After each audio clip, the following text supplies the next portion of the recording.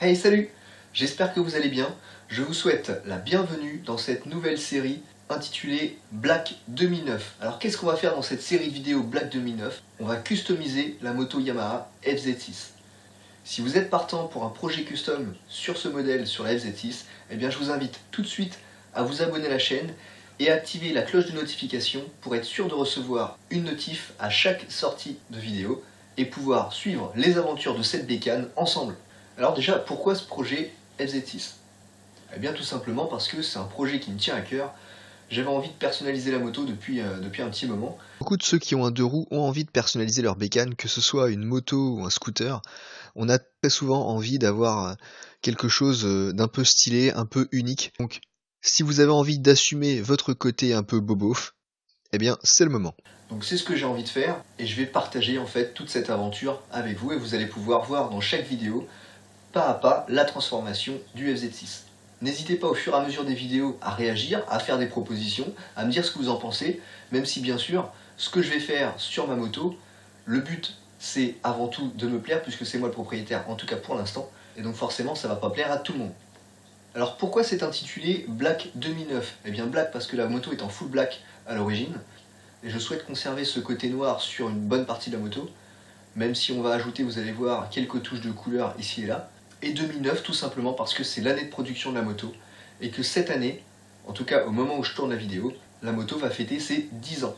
Donc je trouvais ça plutôt sympa en fait pour ces 10 ans de lui offrir une deuxième jeunesse, et puis de partager ça avec vous. Concernant les vidéos, elles vont concerner deux axes. Le premier, ça va être des modifs esthétiques. Et le deuxième axe va concerner l'entretien, ainsi qu'éventuellement des petites modifs techniques, mais en restant très soft pour être accepté par les assurances. Je cherche à conserver une moto qui est entièrement homologuée, d'accord? Le but est d'avoir une moto sympa, unique, et puis une moto qui fonctionne à merveille. Donc on va faire en sorte qu'elle tourne comme une horloge, qu'elle soit entretenue le mieux possible, et puis qu'elle soit sympa à regarder.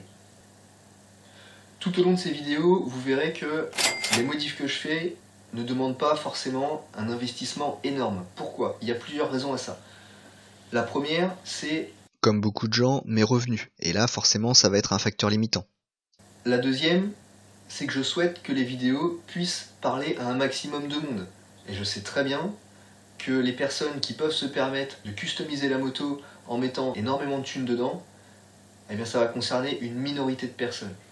Donc si vous avez suffisamment d'argent pour customiser votre moto comme vous en avez envie, eh bien tant mieux, faites-le. Mais en tout cas, pour la majorité des gens, ça reste compliqué puisque les pièces sont chères. Donc on va essayer de faire ça avec des moyens relativement limités. Lorsqu'on aura terminé la transformation de ce FZ6, à la fin de cette série de vidéos, vous aurez peut-être une petite surprise. Donc si vous êtes curieux et que vous voulez voir la surprise, n'hésitez pas à vous abonner à la chaîne, suivre l'ensemble des vidéos, l'ensemble des transformations du FZ6, et puis on se revoit en fin de série avec peut-être cette petite surprise. Je vous propose de commencer l'aventure tout de suite en voyant à quoi ressemblait la moto au départ et de voir les petites modifications esthétiques que j'ai déjà apportées à la moto avant de commencer cette série vidéo.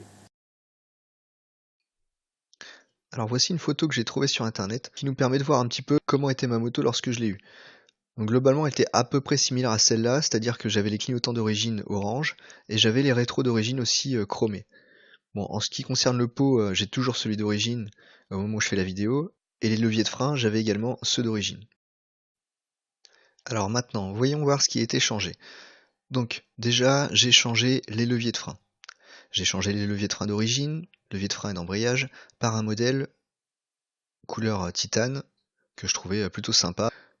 Ensuite, j'ai changé les rétroviseurs aussi d'origine, qui étaient chromés et plutôt arrondis, par ce modèle, qui je trouve est plus adapté à la moto, plus sympa, avec un look plus léger. J'ai changé aussi les clignotants orange, voilà, qui étaient quand même assez monstrueux, par un modèle très fin, fumé, et plus effilé. Ensuite j'ai ajouté un cylindre porte-assurance. Alors c'est vrai qu'il est fixé avec des Colson, hein, mais c'est provisoire. On verra par la suite comment cacher un petit peu la misère ou autre. En fait à l'origine je voulais le fixer ici sur le guidon, mais la vis n'était pas assez longue. J'ai ajouté aussi des roulettes de protection. D'ailleurs je vous renvoie dans la description à un lien vers une vidéo où je vous montre comment les monter. Et à l'arrière, j'ai installé un support de plaque relativement incliné pour essayer de donner un petit côté aéré à l'arrière de la moto, sur lequel j'ai bien sûr installé les clignotants, donc des petites bulles fumées à LED. Petite précision, hein, lorsque j'ai installé les clignotants à LED, il a fallu changer la centrale clignotante sur la moto. Voilà, c'est une petite précision, mais c'est vrai que souvent, quand on remplace les clignotants standards par des clignotants à LED, bien souvent, il faut changer la centrale clignotante. Donc voilà, faut y penser, ça coûte pas très cher, c'est assez simple à changer, mais faut y penser. Et donc voilà à quoi ressemble la moto aujourd'hui.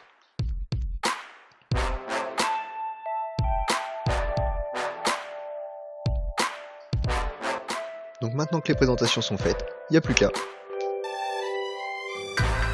Et voilà, cette vidéo d'introduction de la série Black 2009 touche à sa fin. Donc je vous remercie de l'avoir regardé. Si ça vous a plu, n'hésitez pas à mettre un gros like, à partager la vidéo. Et puis on se retrouve très vite pour la suite de cette série avec une vidéo transformation ou entretien ou modif technique. Je vous laisse découvrir ça dans le prochain numéro.